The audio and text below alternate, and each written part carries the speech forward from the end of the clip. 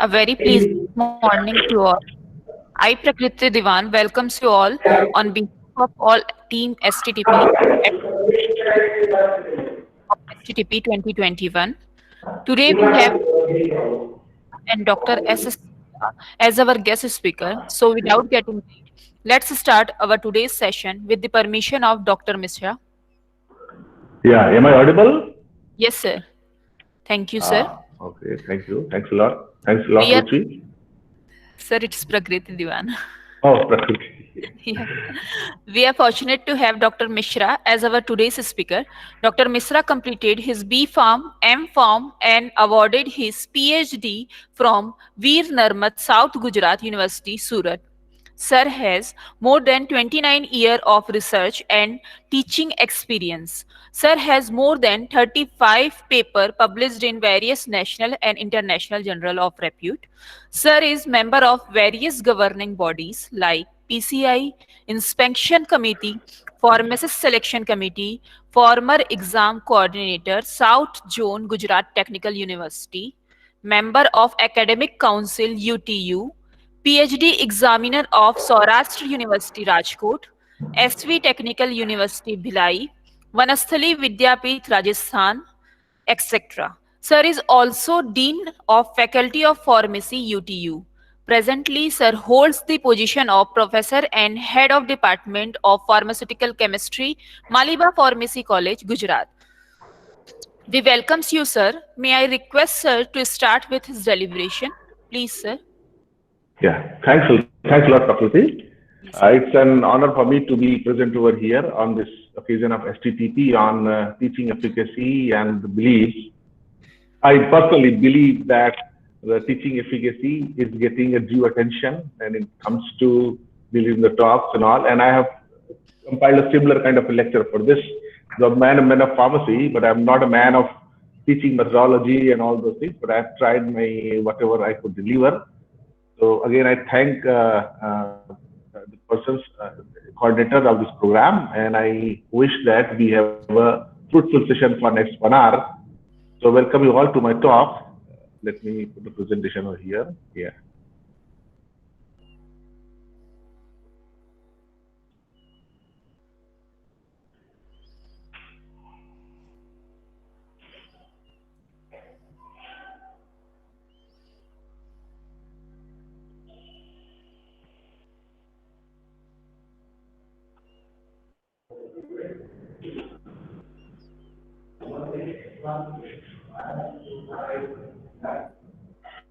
Is the presentation visible?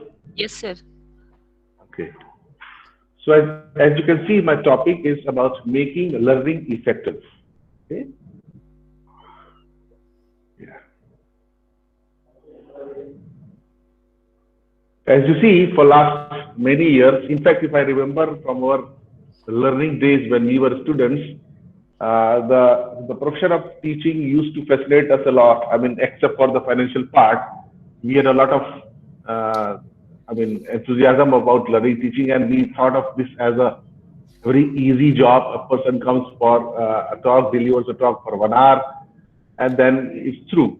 So it kind of sounded to us a very enjoyable kind of a job. But then when we entered the profession, we realized that there are different aspects to teaching. I mean, the content you deliver should be received by the learner, should be received by the students well. Otherwise, the delivery by us remains ineffective. For last few years, there is various changes have come about in the profession of teaching. But apart from the what you call a basic teaching or conventional teaching, there are now several tools available. Starting since I've been teaching for 30 years, I see the advent of use of OHPs, then PPTs, and now online teaching. So all the changes have been seen by a lot of us, a lot many teachers, and as it simply reflects that the way delivery has to be given to a student has changed a lot. So I'll be talking about the same things. The first thing, since being a teacher, the purpose is to deliver the lecture. So what I see as a teacher in my lecture, how it should be effective, it is being described over here. Let's take a quiz over here first. Okay. Now put in questions over here. You may make your choices, which one you prefer, and I'll be explaining each of the choices over here. As you can see, this is the first question of the quiz. There are around 26 questions over here. So we'll be solving each one of them and explaining whatever is there. So let's say for the first question, there are three aspects how to find teaching as a profession. It is challenging, interesting, or taxing. I believe an ideal answer should be a challenging. A teacher who is ideally in profession for the sake of teaching should be challenging, but then many of us may find it interesting. The thing is that with interesting option, you tend to be stagnated. Since you enjoy your work, you probably will not another new challenge. And that's where the choice A becomes more clearer. I mean, if you find teaching challenging, then obviously you're always trying to grow. The third choice just simply should not exist for us. Okay. The second question is the subject matter that we teach, is it easy? Is it difficult? Is it dull?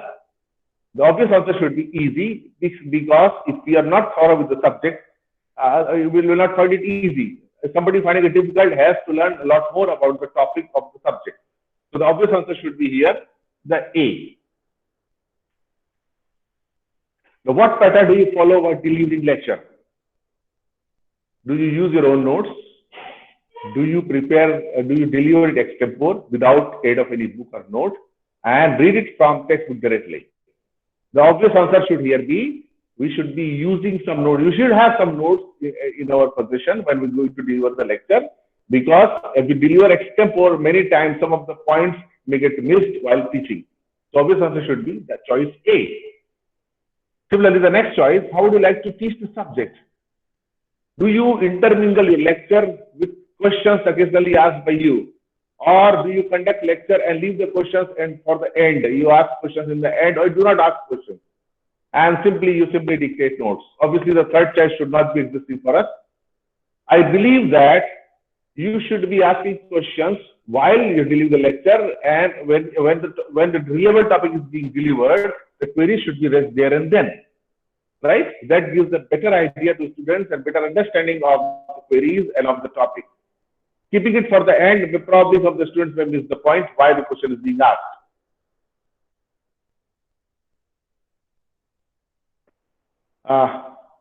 Do you allow the students to ask questions? Do you allow them to ask in the midst of the lecture itself, or after the lecture, or you don't allow the questions to be asked? I believe again the choice A should be the best one, because otherwise the student may forget the questions he's intending to ask, or he may forget why the questions you wanted to raise. So this should be in the middle of the lecture itself. However, in some of the cases, like for example, seminars and all these places, the questions are kept for the end. I mean, see, this is for the comfort of the deliverer. If you are choosing questions to be kept in the end, this is for the comfort of the deliverer. If you are choosing taking choice A, then it is for the comfort of the listener or the student. I believe at the EG level or the lower levels, it should be in the midst of the lecture itself. However, for the PG classes, you may have the choice B. Similarly, how do you take the question asked by students? Do you think this is expression of students' concentration? Is it a positive response, or is it an interruption? I believe again the choice A is the ideal one. Okay, that because students are taking interest in the topic, and that's why he is asking the questions. Otherwise, the positive response is simply listening to the lecture and asking questions for the sake of the questions.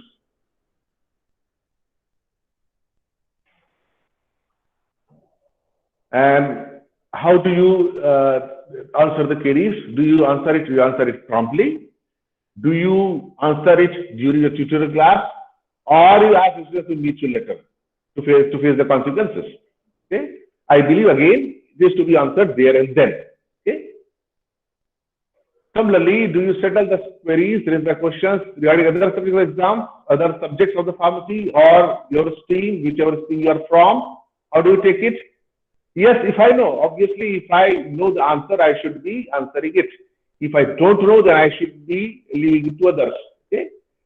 Otherwise, I will ask only the questions which are from my subject or no. I mean, again, I strictly professional person. in subject, somebody who is involved in higher learnings or the PG courses will probably go for the choice B. Otherwise, I believe that the choice A should be appropriate for students of lower level classes. If the students do not respond to questions, do you answer it yourself? Obviously, you should answer it yourself, or you can advise them to fetch the answer the next day. Okay, I mean they should bring the answer themselves. Again, it depends on which level the students are teaching. If you're teaching at the lower level, you should be asking it yourself and ask. And otherwise, if you want them to learn by themselves, then you ask them to fetch the answer the next day. Do you announce the topic of the lecture well in advance through course content? That is the ideal situation at the end of the previous lecture or just before the commencement of the lecture. Okay, so I believe the choice A is obvious choice here. As far as do you using models, instruments for describing, explaining any concept? Do you use it as per the requirement whenever it is required? Do you use it if the students ask for it or never? Obviously, the choice should be the choice A. Now, if you use these model instruments, does it help students understand the subject?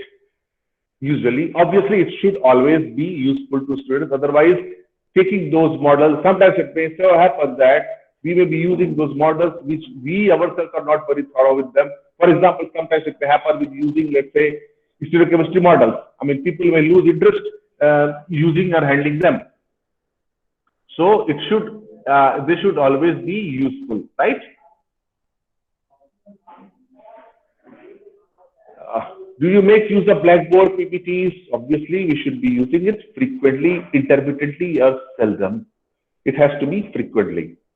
How is your Blackboard PPT planning oriented? Importance-wise, summarily, comprehensive. I believe you should discuss the important points on the PPT or the Blackboards. The writing on the Blackboard, obviously, it should be legible. Okay? And your voice during the lecture, it should be clearly audible to all. The prominently choice A is there for an ideal teacher. Is your language during lecture?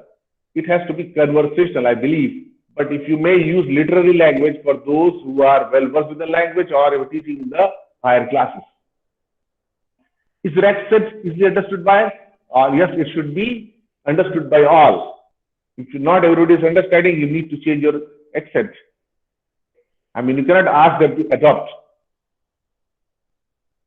The speed of delivery is the top. It has to be optimum. It can be slow occasionally, but that can again, people may lose interest. And if it is harshing, that means you are struggling for the words, you're not prepared the lecture well. While conducting your practical classes, do you demonstrate the practical first? Yes, it should always be done. In case of higher classes, again, you may go for the choice B, that you may ask them to do it themselves, or sometimes if it is needed, you can demonstrate it. During practicals, students are more likely to commit mistakes. Do you then rectify their mistakes personally? Yes, that has to be the choice. Or you may also ask them to try again for correction, again for the higher classes. In whenever the concept, the idea is to make them learn themselves. This choice B can be appropriate. Otherwise, for all other classes, choice A is more appropriate. Do you encourage students to use the library? Obviously, it has to be always. Choice A is the best choice. What steps will you suggest to make your subject popular?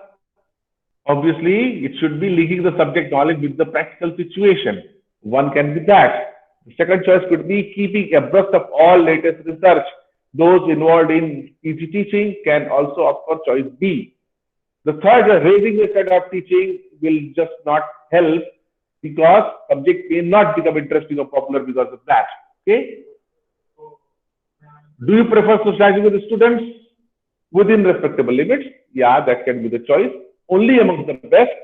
Only, I mean, sometimes professors have this choice of being involved with the best of the students. I mean, for the higher students, higher level learnings, that can happen.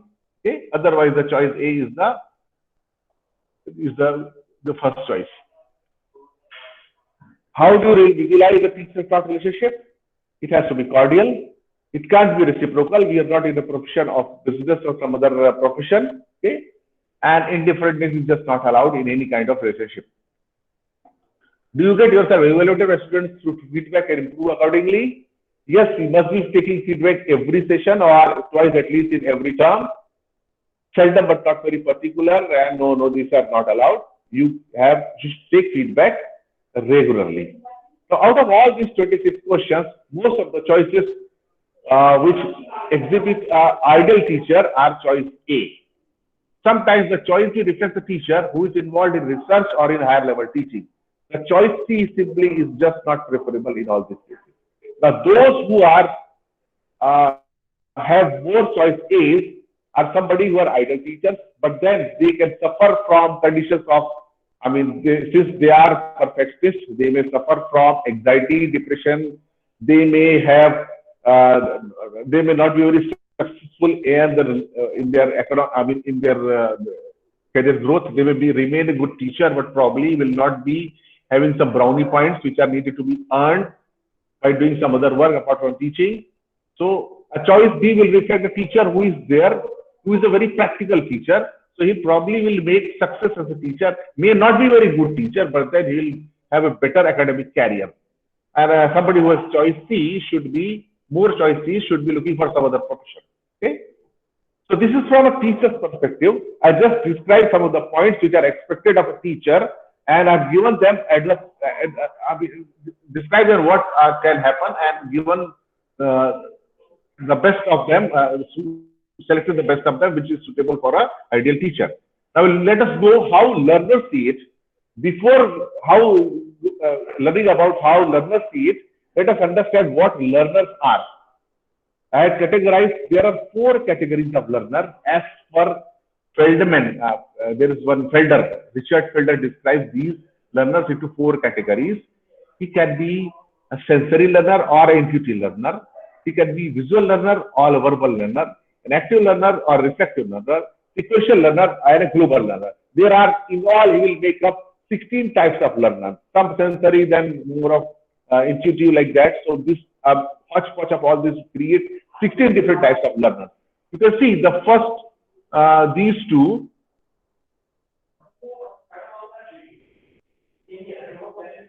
See here, these two relate to how his senses react to learning, any concept, and how he processes it. This is about receiving the message, and this is about processing the message. Okay. When it comes to receiving the message, this is how his sensory organs react to it, and this is how his brain reacts to it. Okay. The reaction to a message by his sensory organs and by the brain. And again, the processing, this is his formative kind of processing, and this is his summative kind of processing. The processing taking place stepwise, immediate processing, and the ultimate final processing. So these are 4 different types of learners, 4 different categories of learners. We'll see each one of them one by one. See here, the sensory learners, they are focused more on external outputs. How do they see it? How do they hear it? They use the taste organs for evaluating any message which is being given. On the other hand, an intuitive learner will focus more on internal thoughts, right? Thoughts, memories, images. He will be more concerned about those, how he sees inside his mind. Okay, so he's more imaginative. On the other hand, this guy is more practical. Okay. Now, the sensing learner is more observant. He likes to notice the details of the environment. Okay. On the other hand, the intuitive learner looks for the meaning. He may not look at the whole picture, or he may miss the details of the whole picture, but he will look for the meanings of that message. Okay. Again, the sensory learner will be more concerned with the data and the facts. On the other hand, this will be more concerned with the concepts and the theories. Okay. This is how you can distinguish with these 2 learners. Again, the sensory learners, they learn through repetitions. With all the students, we blame of mugging up or cramming the given material. They belong to this class. They also like to solve a lot of problems. So they take a lot of time in understanding the subject. On the other hand, these learners, they get bored easily with the repetition. So they want change every now and then. That's why they like a variety in learning experiences. Okay? These guys are methodical learners. On the other hand, these guys can be quick learners. Okay? These guys like to work with details. Again, as I said, they like to work with concepts. Okay? Now, this guy has more, when it comes to teaching the class, most of the times they complain about that whatever is delivered is not connected to the real world. Okay? Everything what is being taught seems like a theoretical concept and it's not related to the real world. On the other hand, this guy complains that whatever is being delivered requires a lot of memorization. It is very much repetitive, if their complaint is. Okay? These guys, since they are perfectionists, they methodical, they usually run out of time when writing their exams. On the other hand, these guys tend to make careless mistakes, skipping some of the concepts, of the theories, of the points. So see, as such, we cannot classify everybody as a true learner or true sensor or true intuitor. In fact, everybody is a combination of both, but there may be slightly skewed, one of the quality may be slightly skewed in them. Okay? You see, the important thing is, most students, UG students are sensor. They like to learn about the facts. On the other hand, most professors are intuitors. They like to talk about the concepts and the theories. Okay? And then there are many professors who are basically sensory learners, but they teach concepts and the theories. Okay? That is the issue. So there is a mismatch between the teaching style and the learning style. The students want it in the sensory way and the teachers delivered in a intuitive way. Okay? So that balance has to be kept in mind, right? However, there is no problem that there is no issue with them. Both of them make excellent professionals in different kind of professions. Okay?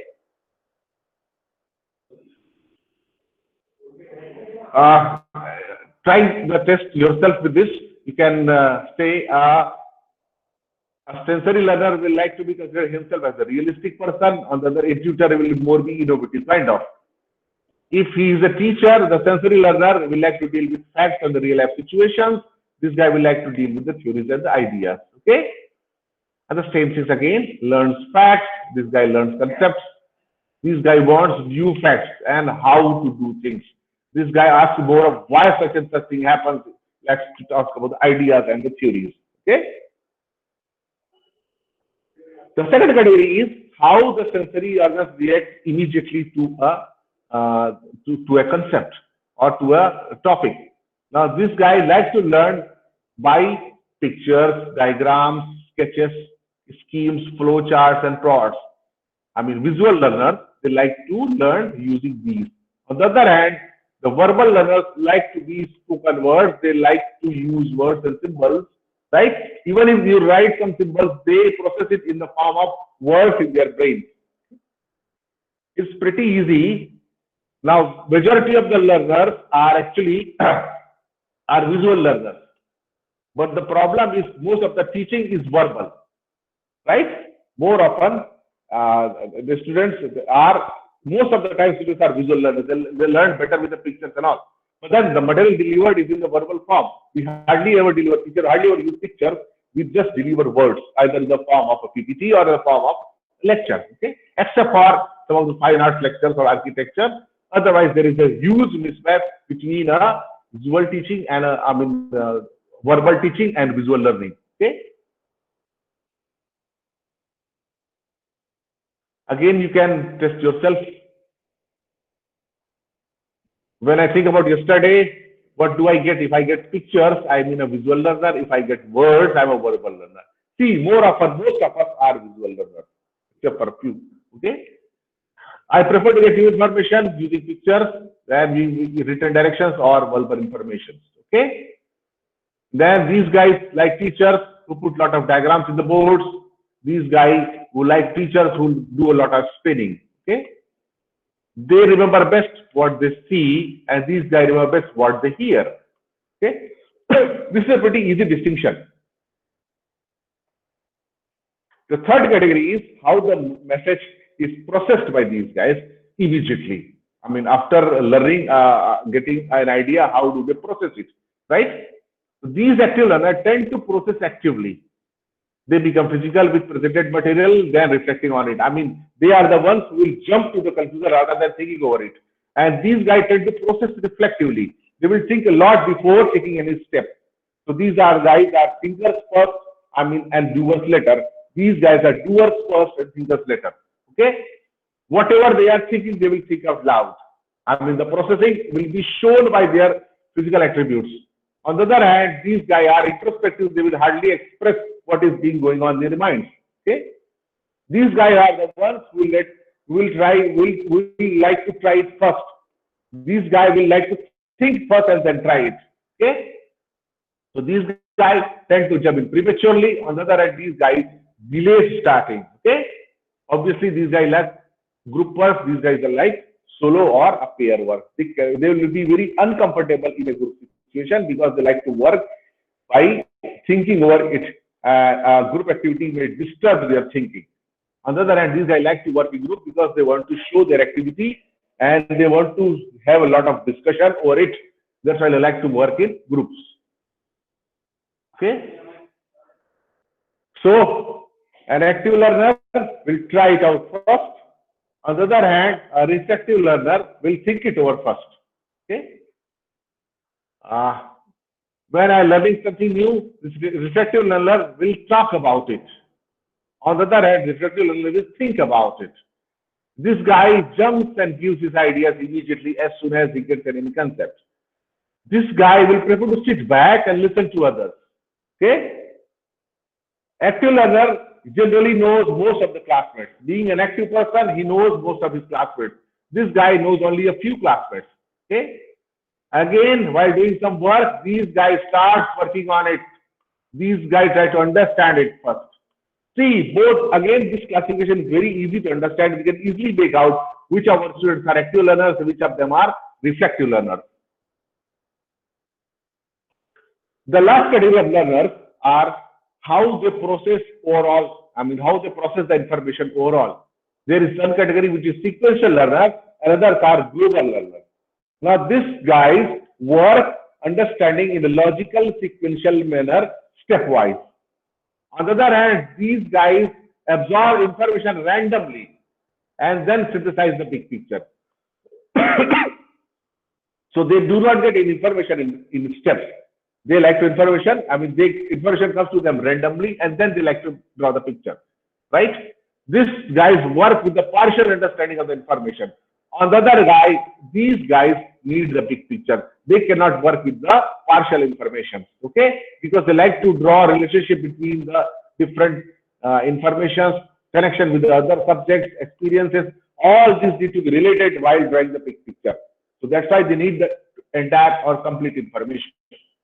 Obviously, they make steady progresses. On the other hand, they have large leaps in understanding and little progress between them.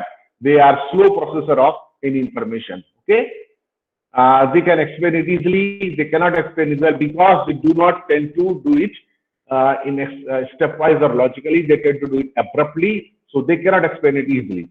Okay, that these guys are good at analytical thinking, and these guys are better at holistic or synthetic thinking. Okay, these are the ones who will, when you go to a forest, these guys will look at trees. On the other hand, these guys are the ones who look at the forest as a whole. Okay? These guys are more analytical, these guys are more synthetic ones. So see, most of the students, instructors, in fact, majority of us are sequential. Okay? And that's why there is not much of an issue with us. So the problem is with those who are global. They are a minority, but they are very important because they are the ones who are multidisciplinary thinkers, system thinkers, and top students. They can look at the big picture and draw conclusions. Okay? And for them, they are at the problem in the schools because the learning needs are generally not met because the school and the colleges are dominated by these guys who are sequential learners. So people don't bother about their learning, and that's where they feel like failing. So a sequential guy will understand the details, but not about the overall picture. He can understand the parts. This guy can understand the entire structure, but not the parts. Okay? Then, when solving a math problem, This guy tries to solve the problem one step at a time. And this guy knows the solution but does not know how to get to it. Okay? And for them, this material should be in a sequential steps. For them, the whole picture should be there. Okay? They learn in regular pace, right? And if work hard, they can always get it. They work in fits and bounces. Okay? They are generally confused. And then suddenly, the tube light starts and they start understanding it. Okay? Here are some questions related to these. I'm just skipping them, just going directly to these. See here, again, summarizing that. The sensory learner, he doesn't see what this math problem has to do with the real world. So, somebody who's looking for the real world meaning is a sensory learner. I go crazy when I have to sit still through a class. I need to do stuff and talk about it. He's an active learner. I can't do the whole work unless I see how it all fits together. It's a global learner, right? Because he looks at the whole picture, likes to look at the whole picture. I hate all this plug and chuck. He's somebody who likes to learn the concept, is an intuitive learner. Okay? Lectures don't do a thing for me. You want me to understand something, show me a picture. He's a visual learner. Okay? Even when I know how to do the problems, I always run out of the time on the test because he likes to do a lot, in details and facts and all those things. He's a sensory learner. Everyone around me can do the problems. I can't do and I fail. Then I get it, but by the time teachers onto something else, I can never be. This is the problem with the global learner, right? They'll want to look at the whole picture and the information comes to them in leaps and bounds and randomly. Don't just tell me the stuff. Tell me why should I. This guy likes to love concepts. He's an intuitive learner. I'm interested in trying out the method first to understand the pattern. Active learner. I'm frustrated with the repetition. This guy obviously is an intuitive learner. He doesn't want, he's want information only in brief, in concepts. I prefer definition over pictures describing concept. He's a verbal learner, right? I'm slow learner in the beginning. Most of my classmates are ahead of me. Sometimes when I understand something, I learn few things which the instructor has not even mentioned in the class. This guy tends to be a global learner. Okay? I cannot remain concentrated for more than few seconds, even if I'm interested in a subject. I need to talk to others. Yeah, he's an active learner. So he cannot sit still for long. He wants action in the class. I'm reluctant to accept anything unless I clearly understand it. He's a receptive learner. Okay.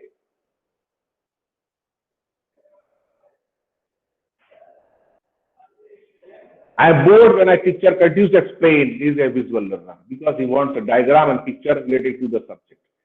I dislike teacher who does not give details and talks about formula and theory. Yes, he's a sensory learner, right? Because teachers are generally intuitive. I'm fed up with monotonous teaching. I need variety. Now he's an intuitive learner. He wants variety. I enjoyed when I learned how the search program that we studied is used in web search engine. This is a sensory learner. Okay. When I read something which is related to some architecture, I prefer to draw the figure from the description to understand that. Now, this guy can be both a visual learner as well as a global learner because he likes picture, he's a visual learner, and then he wants the whole picture to be drawn to get some information, he's a global learner. So, in summary, in summarizing the learners, students may be sensors or tutors, visual, verbal. They all tests are needed in every profession. Obviously, you have all kinds of people in the society, obviously, and they have served different purposes in different professions. Everybody is needed. Okay, but the problem is most of the teaching is abstract, right? It is verbal and sequential. Okay. On the other hand, classrooms, those sitting in the classrooms they are generally active. They like visual teaching, right? And some of them are also global. So we need to address all styles, not just one. That's why we need to draw a balance. Our teaching should appeal to all of them. So sometimes they need to work as sensors, careful, methodical, practical, observant, and sometimes they need tutors, analytical, critical, creative, right? So we need to receive information, verbal, visual. So see, they need all kinds of different way information, verbally or visually, as a tutor, as sensor, right? So all of everybody has to be addressed. Okay. Now, if you teach only in in one particular mode. The students who are not interested in that particular mode will never grow up, will never learn less. They will feel too uncomfortable to learn effectively and will not gain skills in the either mode. That's why teaching should incorporate all kinds of learners and different kinds of teaching methods. Okay. The third part reflects to teaching, learning, and then comes to evaluation. Okay. Now the evaluation needs to be reflected in the learning of the students.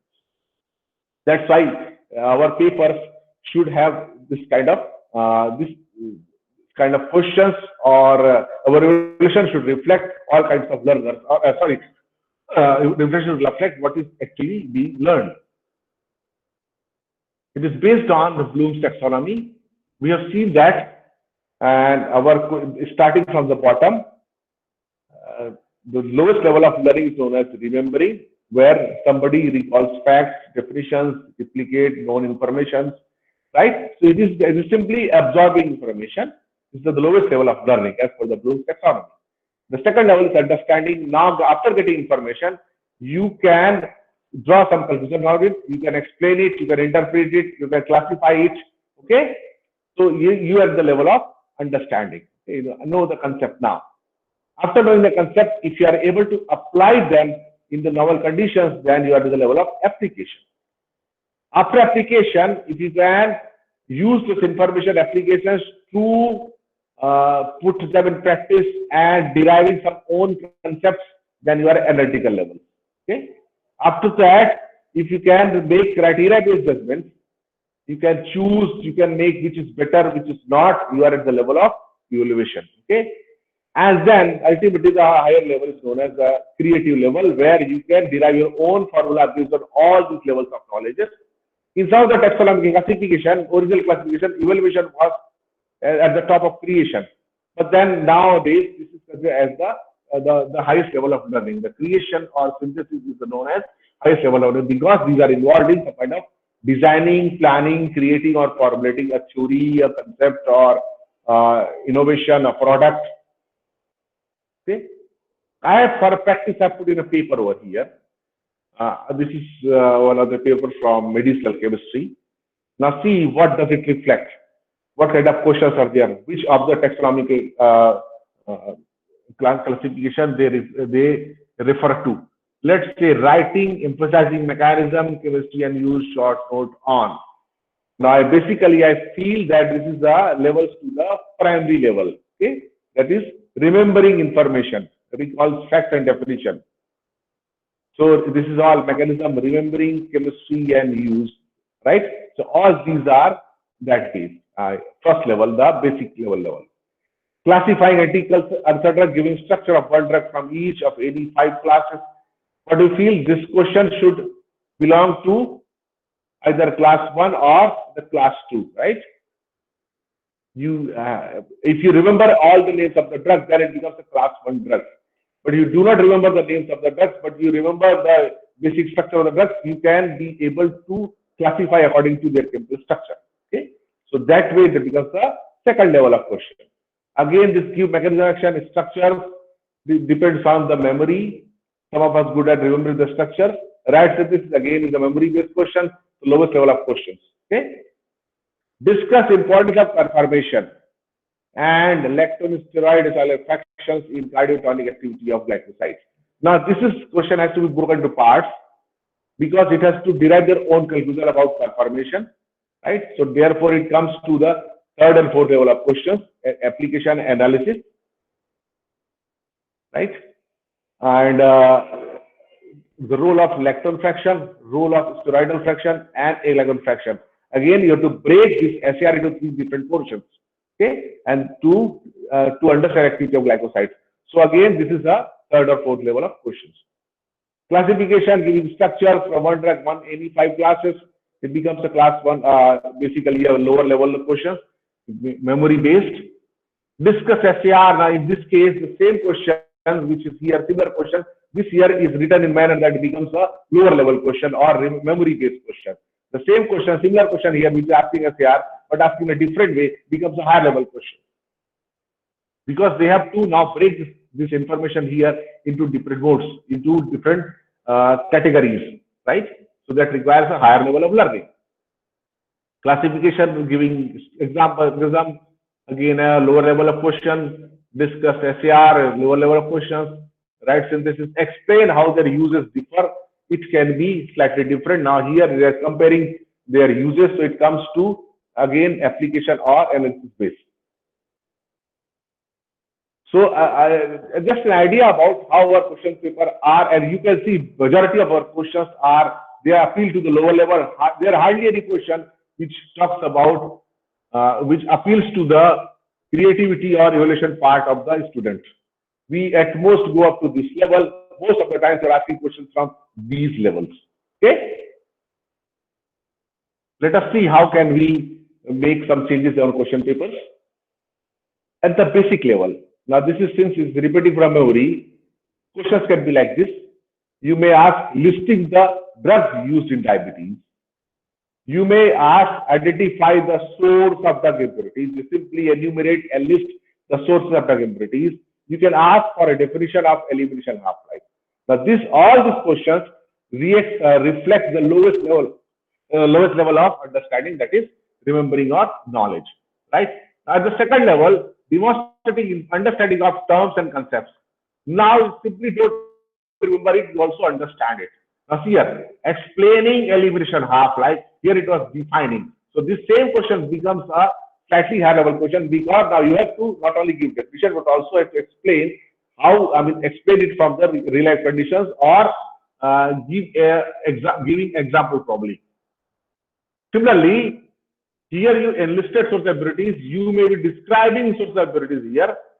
Now when they ask that, sir, this can also be a memory based question. Yes, for a high level student, this becomes a memory level question. But for somebody who is in the initial levels of learning, it can be a second level of learning or understanding or comprehension. Right? Similarly, here you simply enlisted drug over here. Now we are classifying here. So we are clubbing up two things here. One, the name of the drug, another one, their chemical classification. So this becomes a second level of learning, understanding or comprehension. Coming to the third level, we are applying learned information to solve a problem. Okay, more often you get numericals over here, or you may also, for example, suggest a suitable emulsifying agent for preparing OY emulsion. Now it is application-based question. You must know what emulsifying agents are, what kind of emulsifying agents are required for OY emulsions, right? So that becomes, and then you have to make a choice between the emulsifying agents. So this becomes a third level of questions, application of your knowledge. Calculate elimination half-life of difidipine from given data. Now this calculation, you put this your basic understanding of half-life and all the formula into this, and you calculate data. That becomes a third level of knowledge here, third level of learning here. Select an anti-diabetic drug for use in hypertensive patients. Now this is again a case of choosing a drug in a particular condition. So you are making a choice. You know about anti-diabetic drugs. You know what hypertension, which drugs can not be given, which cannot be given. So making a choice out of them, it becomes the application of your learning. It is the tertiary level of knowledge over here. Okay. Coming down to the fourth analysis, this breaking things down into elements, formulating theoretical explanation or mathematical models for observed phenomena. For example, you may derive an expression for calculating loading or maintenance dose of an SR tablet. Okay. So you have to derive expression for calculating loading and maintenance dose of a sustained release tablet.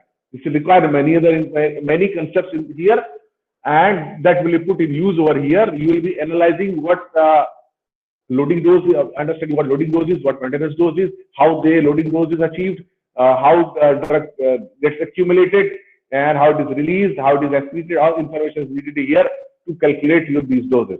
Okay, so 5-6 different concepts are required to derive this formula.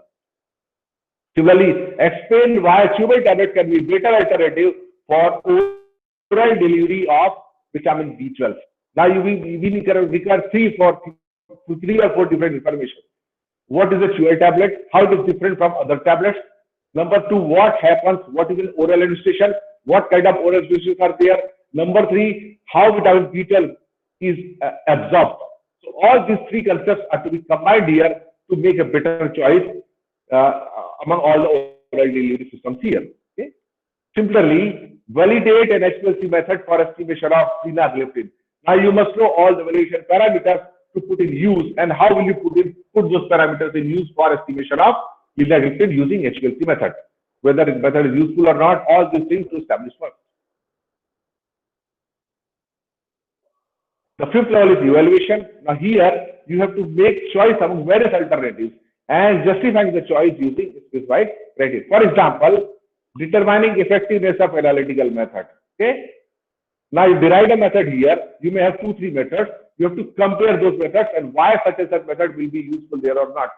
Okay. Optimizing a tablet formulation using design or all those things. DOE, right? So you can put in over here. This is part of evaluation. Again, when you formulate a tablet, you have to evaluate on what parameters tablet has to be evaluated. Or when you, let's say, you prepare a transdermal formulation or liposome formulation, you have to evaluate whether it is a stable formulation, whether it is justifies that formulation, whether it fulfills the criteria of that formulation, whether excipients will be logical or not. So all this needs to be optimized. It comes under the part of evaluation. And then selecting a better drug polymer, again is similar to optimizing. So again, it is a part of evaluation. You have a lot of polymers. Some of them are drug releasing, some of them are not. You have to make a choice between them depending on the system you are using, the ingredients, components, all those. And lastly, the highest level of learning, creating something, combining elements in a novel ways. Okay, formulate a model for clinical trial of a drug. Not this because you deriving a total model, a newer model for clinical trial of a newer drug. It becomes you have to put in your own ideas why it can be used, how it can be used. The entire methodology of the research have to put in. Designing a formulation for nose to brain delivery. Again, formulation design, a work you do in MPharm level, it comes over here. Or a developing analytical method. Now, validation may be a lower level learning, but developing analytical method is a higher level of learning. Okay, so all these are the different levels of learning, and which can be reflected in different questions or different tasks which you give to the students. Okay, our papers, our lecture delivery should include all kinds of learning, learning in our to students. These are all different words. I'm not going to much detail into these words. Okay, for remembering, these are the words, keywords. Some of the words may overlap here. For example, explain come here, can also come here. Okay, all these, say, define, identify, list, recall, recognize, all these are related to knowledge and first level of learning. Expressing, identifying, choosing, citing example, demonstrating, selecting, explaining, all the secondary level of learning. Application, applying, demonstrating, employing, illustrating, interpreting, operating, scheduling, all this comes under third level of learning, which is known as application. Okay, analyze, appraise, right, deduct, estimate, evaluate, all this comes under analytical level of learning. Appraise, assess, choose, compare, critique, all this comes under evaluation. And then arranging, assembling, collection, compose, construct, propose, all this will come under create or synthesis. So these are all different levels of learning, and our paper need to be reflected all these parameters, all these kinds of learning in our questions. Okay, we're not going into much detail into all these. Skipping this. These are the references I have put in for use. Any questions, please?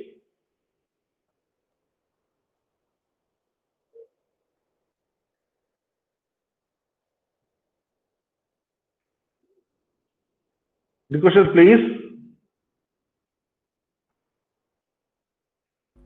Yes, sir.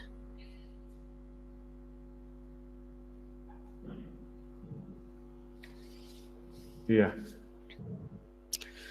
Participants may ask their queries if they're willing to ask.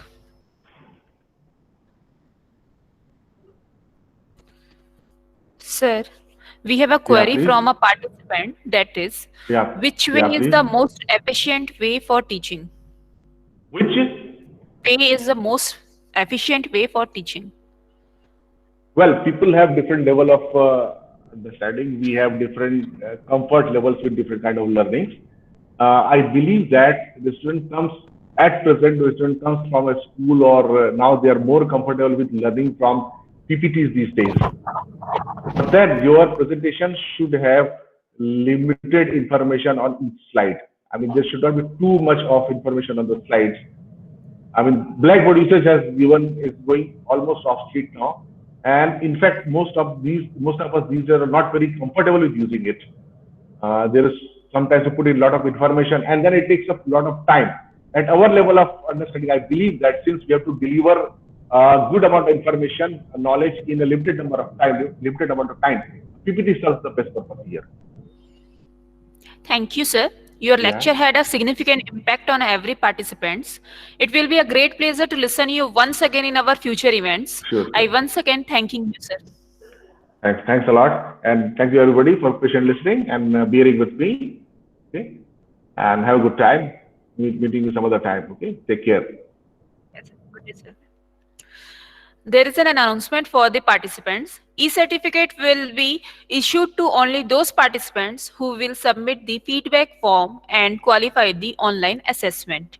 The feedback form will be posted in YouTube chat box and Google Meet chat box during any of the scientific session of the day.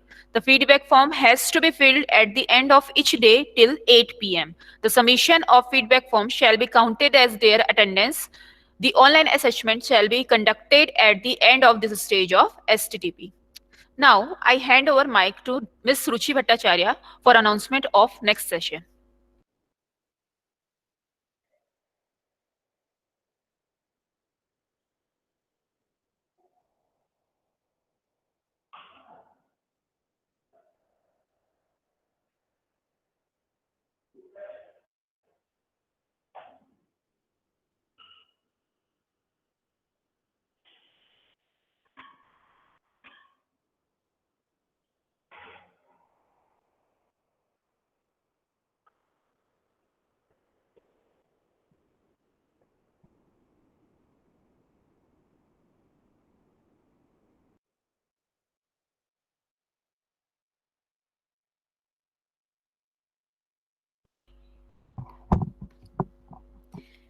A very pleasant morning to one and all present here. I, Ruchi Bhattacharya, welcomes you all once again to the second lecture session of fifth day of STTP 2021.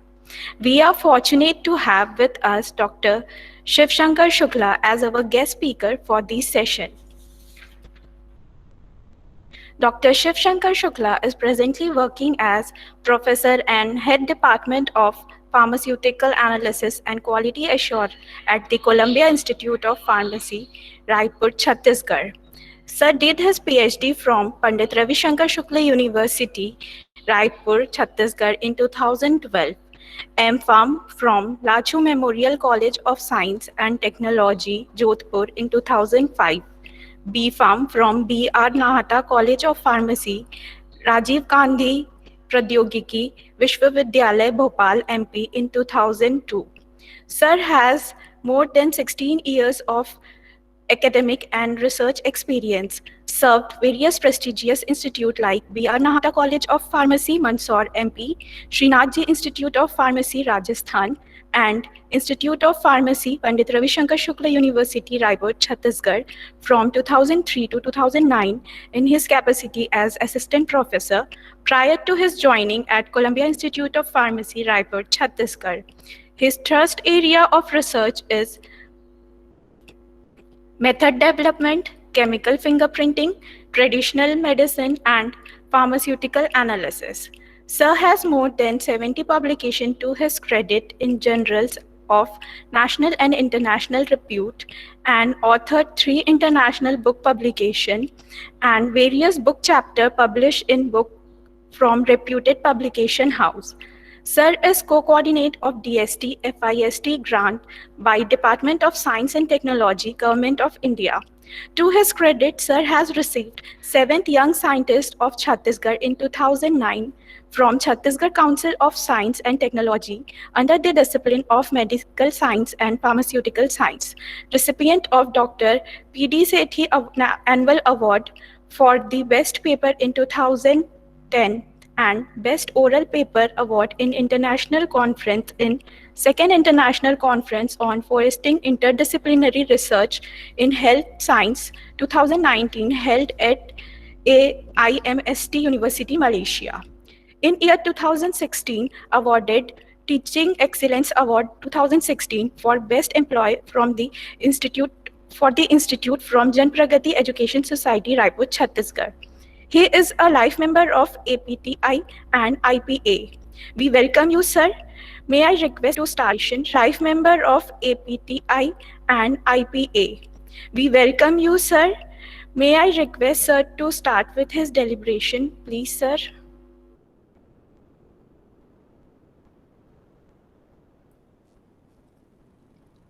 Thank you, Ruchi.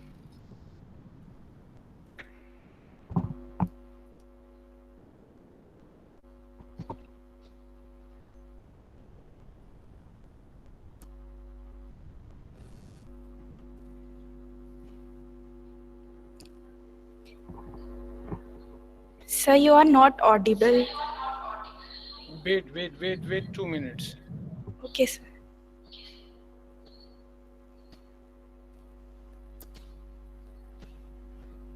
Screen hai, Ruchi?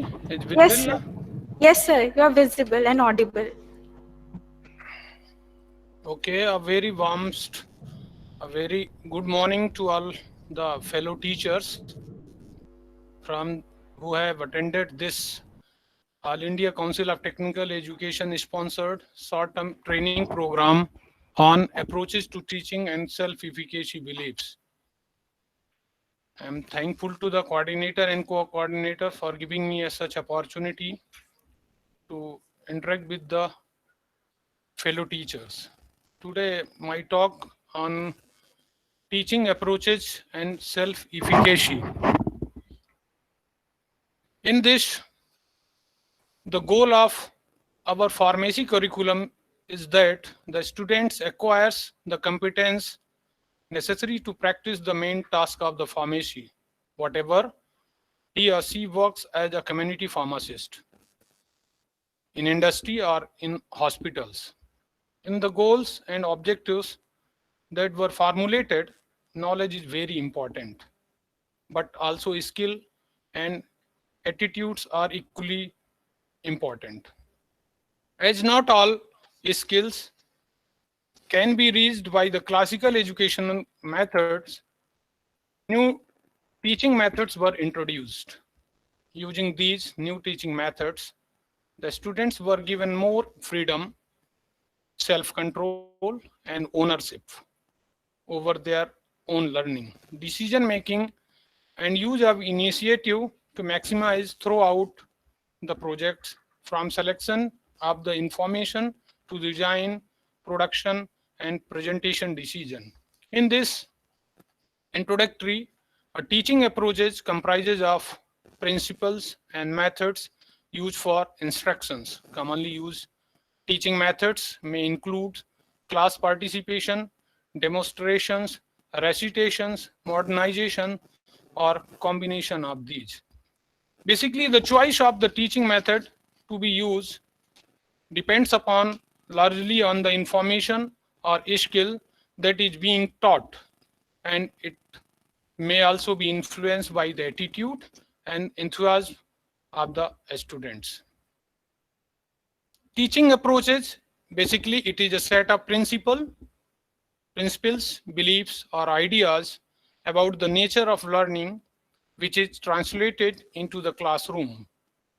Teaching strategy, it is a long-term plan of action designed to achieve a particular goal.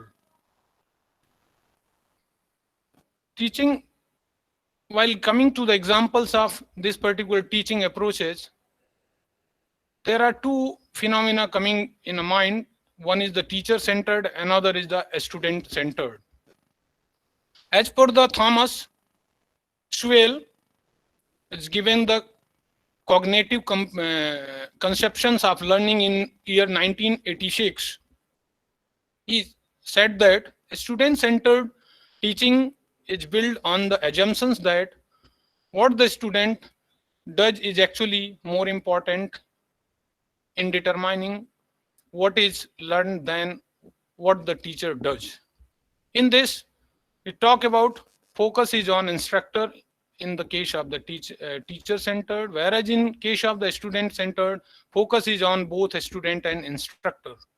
In teacher-centered, instructors talk, student listen, whereas in case of your student-centered, instructor models, student interact and with the instructor and one another. Students work alone in case of the teacher-centered, whereas in case of the student-centered, students work in pairs or in groups or along depending on the purpose of the activity. In teacher-centered, instructors monitor and corrects every student's utterance, whereas in case of student-centered, students talk without constant instructor monitoring. Instructor provides feedback and correction when question arises. In case of teacher-centered, instructor chooses topics, whereas in case of student-centered, student have some choice of the topic. In case of your teacher-centered, instructor evaluates student learning, whereas in case of student-centered, students evaluate their own learning, instructor also evaluates. In case of your teacher-centered, classroom is quiet, and in case of student-centered, classroom is often noisy and busy. While talking about the different teaching strategies coming in a mind, which started from the active learning, then critical thinking, then discussion, cooperative learning, mind course assessment, case studies, questioning, and then coming final to the lecture.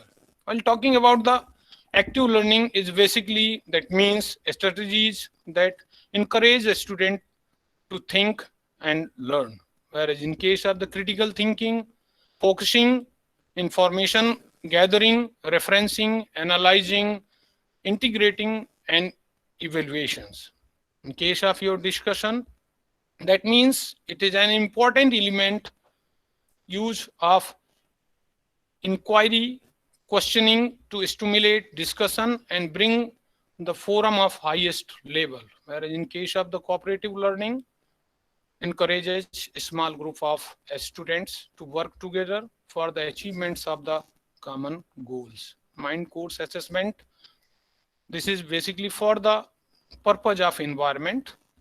These range from very informal to high formal levels. In case of your course studies, it basically provides an opportunity for students to apply what they learn in the classroom in real life experiences. And basically the purpose of it basically engages the students in active discussion about issues, various issues arises and their problems inherent in the practical applications. I'm coming to the next. This one is an important slide. This is a quality and teaching and learning cycle. Well, you already teachers know that PDA cycle, which is given by the Demings regarding the quality attributes. Based on that, we have to know about quality teaching and learning. Basically start with the plan and cater the accessibility, access, need, and engagement. Quality teaching and learning basically starts from and in link to what is already known.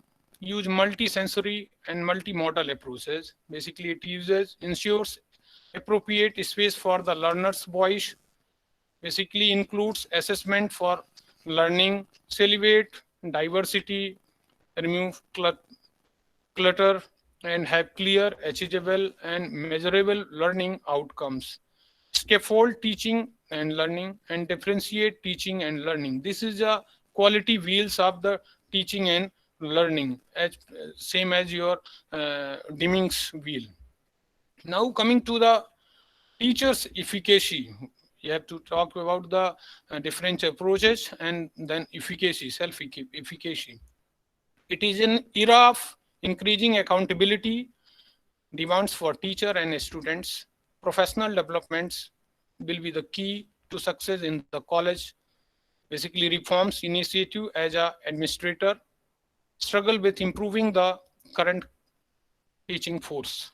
Research has shown that teachers' efficacy is basically important variable in teacher effectiveness that is constantly related to teacher behaviors and students' outcomes. And basically, it builds a deeper understanding of the self-efficacy, live with at least one specific strategies for or techniques that you could try in the classroom to support your students in developing self-efficacy, and identify the role a teacher can play in helping students develop their self-efficacy. By virtue of that, you have to develop your self-efficacy towards your students. This one is the most important slide. Students' mindset influence behaviors and achievements.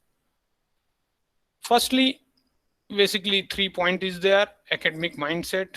By virtue of that, you have to gain academic behavior, and then finally you gain the academic outcomes of that. And Farrington is basically adopted this particular in year 2013, giving the 4 key academic mindsets. I belong in this community. I can succeed at this. My ability and competence grow with my efforts. This work has value for me. And finally, this is called as a self-efficacy. New research suggests that one of the best way to increase a student's perseverance and improve their academic behavior is by supporting the development of the academic mindsets and psychological and social benefits, beliefs one has about oneself in relation to the academic work. However, due to the natural complexity of the learning process, the connection between the growth mindset and academic performance may not be completely linear. Coming to the next slide.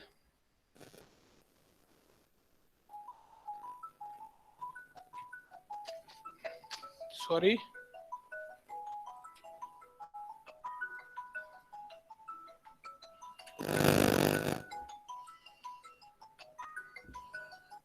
Some technical problem is, well, next. Why does self-efficacy matters? Basically, Henry Ford says that whether you think you can or you think you can't, you are right. Regarding self-efficacy, self-efficacy has an important role to play in relation to achieving these social studies goals. Basically, it is defined as an individual believes in his or her ability to perform a behavior in a given situation. There are 2 important aspects of the self-efficacy, both relevant to the social studies and development of the citizenship. The first is that relevant knowledge and skills are necessary for successful performance. However, knowledge and skill are not enough to ensure successful problem solving. It is also important to believe that you are capable of doing something to solve the problems.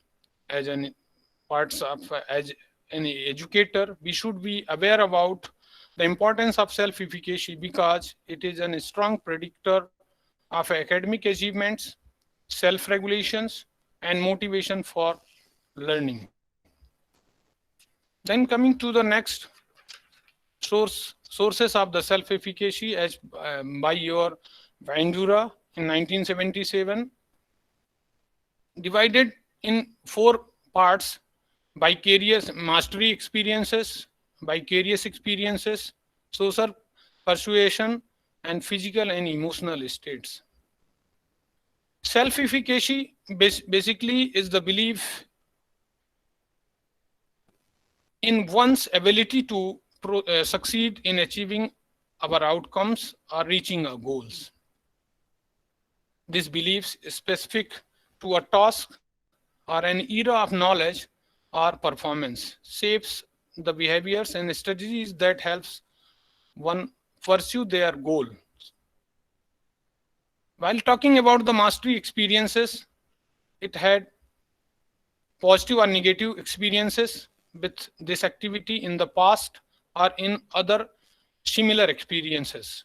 While talking about the vicarious experiences, I have seen others whom I consider similar to me experiences success or failure with this activity. While talking about the social persuasion, people have told me I can or cannot do this activity. While talking about the physical and emotional states, my experience or I experience is basically positive and negative towards your physical and emotional sensation when engaged in this activity. And this is basically important for educator to understand the skill of the students requires in order to use these influences to the positivity saves their own self-efficacy. Therefore, it is essential to support a student's ability to effectively use relevant strategies to help students themselves be able to recognize their own success as successes. Now coming to the next, pedagogic strategies that fosters self-efficacy. Research shows that the type of learning environment and teaching method can improve self-efficacy in the classroom. The student's response indicate that a question and answer format inquiry based lab activity and conceptual rather than quantitative problems had a significant effect on creating a positive climate in the classroom. In addition to those pedagogies, collaborative learning and the use of the electronic application shows a positive correlation with the increased self-efficacy in their students. Bandura also conclude that cooperative learning strategies have the dual outcome of improving both self-efficacy and academic achievements. Cooperative learning structure in which students work together and help one another to also tend to promote more positive self-evaluations of capability and higher academic attainment that do individualistic or competitive ones. Other pedagogies for improving self-efficacy basically includes establish specific short-term goals that will challenge the students at or still views as attainable. Help a student lay out a specific learning strategy and have them verbalize their plan. As a student proceed through the task, ask a student to note their progress and verbalize the next steps. Compare a student's performance to the goals set for the students rather than comparing one student against another or comparing one student to the rest of the class as per the Bandura. Teachers need high self-efficacy too. This is most important. Teachers with a high sense of efficacy about their teaching capability may have an easier time motivating their students, enhancing their cognitive developments. These teachers may also be able to rebound from setbacks and more willing to experiment with new ideas or techniques. Low efficacious teachers may rely more on a controlling teaching style and may be more critical of the students. There is a quote in which college in which staff members collectively judge themselves capable of promoting academic success imbue their college with a positive atmosphere for development that promotes academic attainment regardless of whether they serve predominantly advantaged or disadvantaged students as per the Ventura 1977. Coming to the self-efficacy in the classroom, after that self-efficacy in the teachers. So see this picture which helps you regarding self-efficacy in the classroom. Which step have you reached today? I want to do it. Yes, I did it. To this journey, when talking about the regarding the self-efficacy in the classroom, how then can we make our classroom thoughtful, investigative, creative, and democratic places where learners judge themselves to the capable of participation as the effective citizen.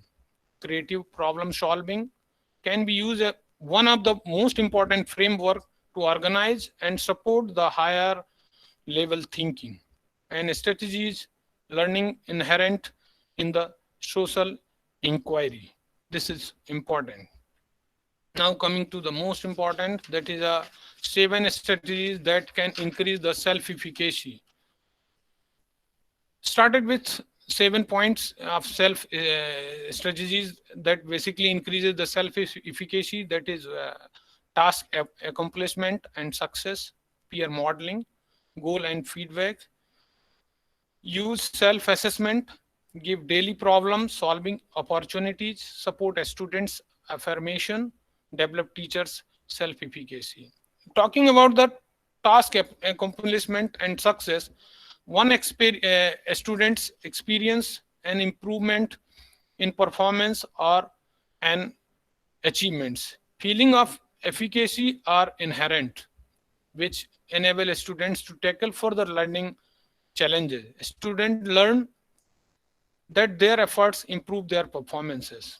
Well, coming to the peer modeling, this is the second most important influence on self-efficacy beliefs. Peer modeling is the more effective than the teacher modeling, especially as some students may doubt they can ever attain the teacher's level of the competence.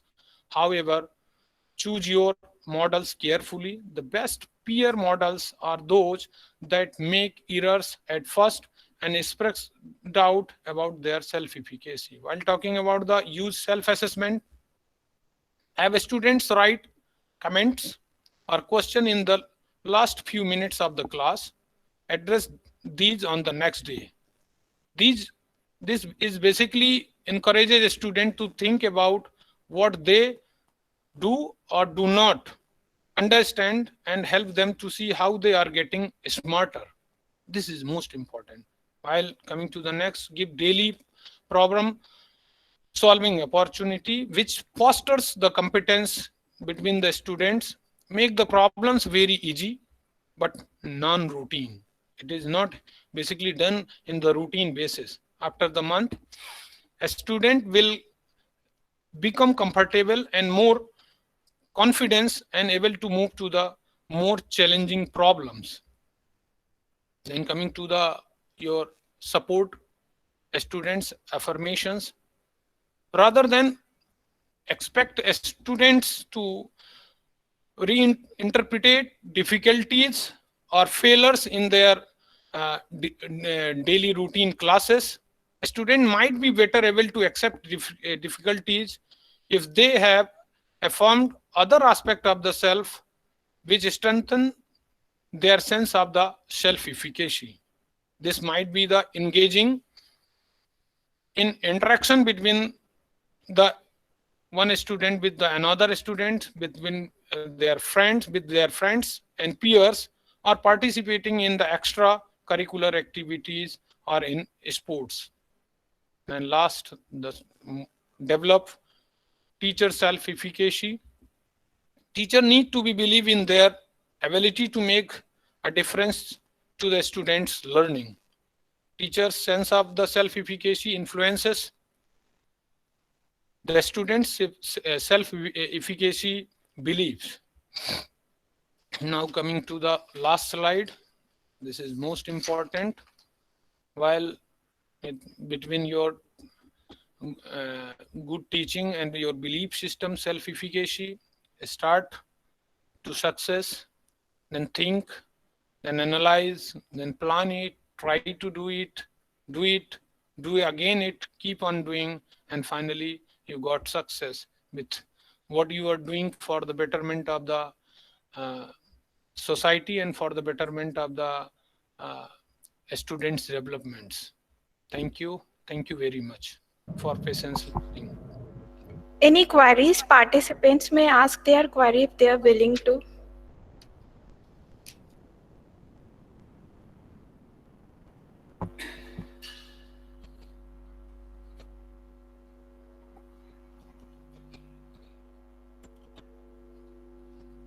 Thank you, sir, for sharing your deep knowledge with us.